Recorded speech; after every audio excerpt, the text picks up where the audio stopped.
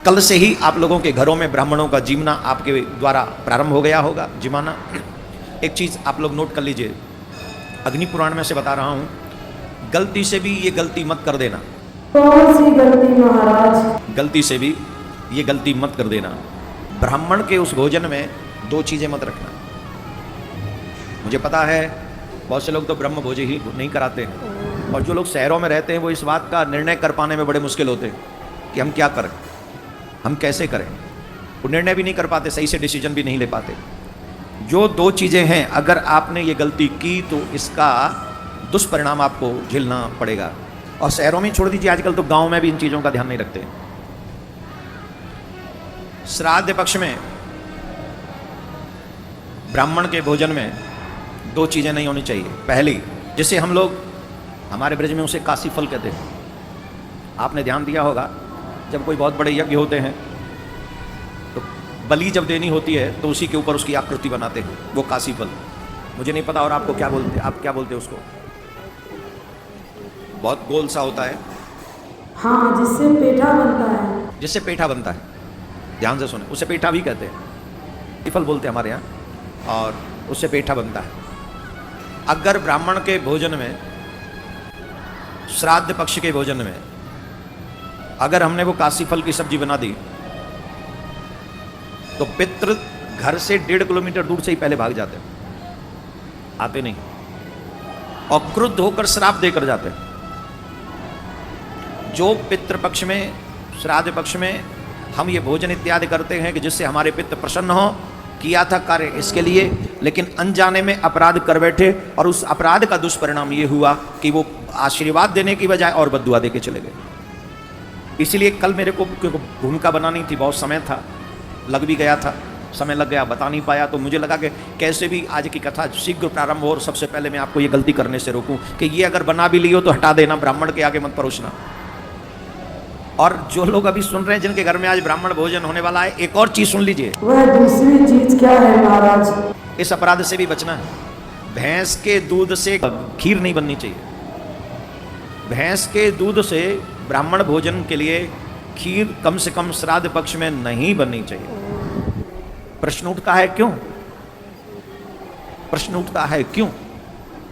इसलिए यमराज की सवारी का नाम बताइए, जोर से बोलिए। भैंसा, उसकी मां का नाम क्या हुआ? जब कोई भी आत्मा को पितृलोक में ले जाया जाता है तो यमराज भैंसे पे सवार होकर उन पितरों के सामने, पितरों के जो इष्ट हैं उनके सामने पहुंचते हैं, और पितृ लोगों ने हाथ जोड़ के पूछते हैं, यमराज आप कैसे पधारे? यमराज उन्हें हाथ जोड़कर प्रणाम करते हैं, मैं आपको नमस्कार करता हूं, आपके पास एक प्रार्थना लेकर आया हूं। बोले क्या कहना चाहते हो? आप कहो कि ये जिसकी सवारी में करता हूं वो भैंसा है। आप ये अपने सभी पितृलोक में सभी आत्माओं से एक बात कह दें कि कोई भी आत्मा मेरे भैंसे की मां के दूध से बनी हुई खीर को स्वीकार न करे, क्योंकि इससे मेरे इस सवारी को कष्ट होता है, भैंसे को कष्ट होता है। तो इसलिए आप अगर निवेदन कर देंगे तो कोई भी उसको स्वीकार नहीं करेगा। तो वो वचन देते हैं एवमस्तु, ऐसा ही हो। इसलिए कभी भी पितरों के भोजन में भैंस के दूध की खीर मत बनाइएगा। अभी से नोट कर लो। और कईयों के तो बन गई होगी, आज मैं यकीन से कह रहा हूं कईयों की बन गई होगी, लेकिन जिनकी बन गई है वो ब्राह्मण को मत परोस देना। बाजार से लाई हुई कोई मिठाई जिसमें दूध इन्वॉल्व हो, वैसे तो बाजार से लाई गई कोई मिठाई नहीं परोसनी चाहिए श्राद्ध पक्ष में।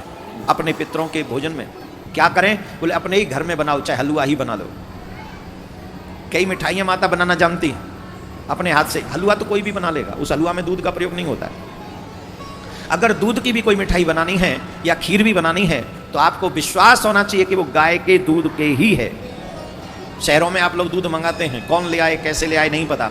कई बार तो हमारे मिल्कमैन भी बहुत अच्छे होते हैं, वो कहते हैं शुद्ध गाय का है, और वो शुद्ध भैंस का ही होता है। जिसको वो कहते हैं शुद्ध गाय का है वही शुद्ध भैंस का होता है। और गजब की बात तो यह है कि रहने वालों को, पीने वालों को पता ही नहीं कि गाय का है कि भैंस का है। आप कहो तो मैं बताऊं, मुझे पता है गाय के भैंस के दूध में अंतर क्या है। हाँ महाराज, मुझे भी इसका अंतर करना नहीं आता है। बताऊं कौन कौन जानता है? आप जानते हो? फिर नहीं बताऊं, रहने दो। कईयों को नहीं पता, उनको तो लगता है वाइटामिन्स दूध है।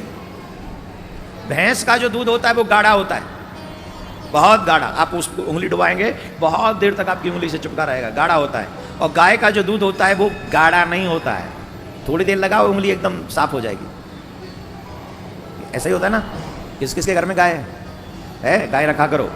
गाय यहाँ भी सुख देती है और वहाँ भी सुख देती है। जो गाय की पूजा यहाँ नहीं करते, उनके यमराज के दूत वहाँ सेवा करते हैं। आगे कथा मैं आज सुनाऊंगा, बेटा कान खड़े हो जाएंगे तुम्हारे।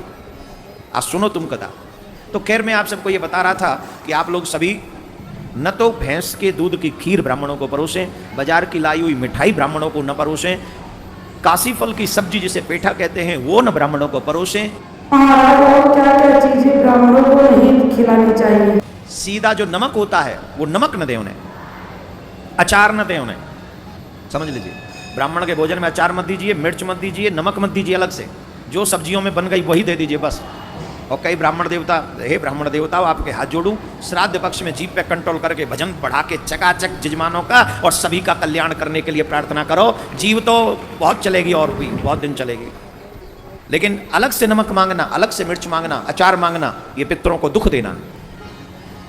इसलिए सभी ब्राह्मण देवताओं को भी मैं उनके श्री चरणों में नमन करता हूं जो भोजन करने जाते हैं। और आप सब भी जितने जजमान लोग हैं, जिनके घरों में जजमान क्या सभी पितरों की सेवा करने के लिए हम लोग प्रयासरत रहते हैं, तो आप सब से मेरी ये आग्रह है, प्रार्थना है, अगर चाहते हैं आपके पितर आप पर प्रसन्न रहें तो इन चीज़ों का स्पेशली ध्यान रखिए। बोलो राधे राधे।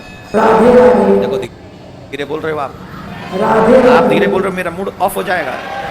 राधे राधे। महाराज इन बातों को बताने के लिए आपका बहुत बहुत धन्यवाद।